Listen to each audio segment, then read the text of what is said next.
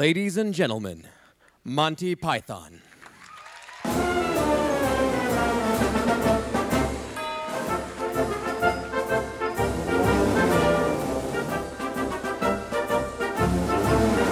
Welcome to Illuminate Presents. We're here at the Ziegfeld Theater covering the red carpet for the Monty Python Reunion.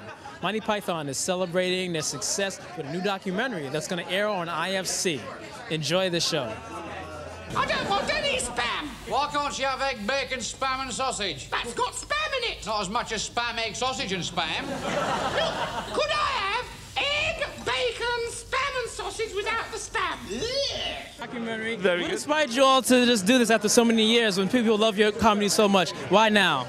Well, it was because it's my son doing it. My son forced us to do it. You know, I think none of us wanted to do a documentary, but and I say we were saying that, well, there's nothing new to say. But in fact, actually, they found something new to say by putting it into the Python into a context and showing the kind of world that we grew up in and talking to our our teachers and our school friends and people at university with us and things like that. It's a very interesting show, actually. I'm growing old. Congratulations, I'm growing very old. Yes. No, it's... So what do you enjoy more, going back with the Pythons or traveling around the world? Well, they're two different satisfactions. I love traveling, and I think it's the thing that's given me enormous amount of pleasure the last 20 years. But Python was just something that was kind of happened. It was off the wall. It made us laugh, and the fact it's making people laugh 40 years later was more than we ever hoped. So, I'm happy. I'm very happy on both accounts. But I suppose to travel around the world and make people laugh is the ideal. I have a question. Do you think Python would have been as successful now as it was then? I mean, you guys used to poke fun at everybody. Black, Chinese, Jewish, and you poke fun at British culture, too. Do you think people are more sensitive about that stuff now, or it still would have been funny if you guys started off now? I think we could... Well, I think it would be slightly different because in those days, I sound like a real old fart.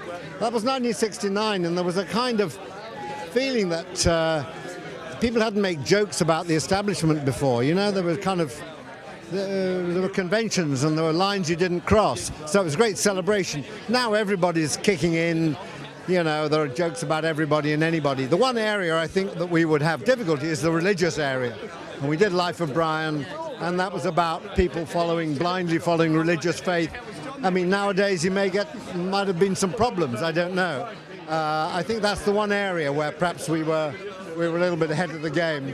Well, the new Monty Python film is entitled The Life of Brian. It is a spoof of the life of Christ and has managed to offend just about every religious group in this city. And then once it's picked up by the networks and it's on the news, you don't have to publicize it. It's already wider than you can possibly imagine. Monty Python's Life of Brian, a film attracting much attention today outside the Warner Brothers building in Rockefeller Center. Demonstrators gathered to call the film blasphemous.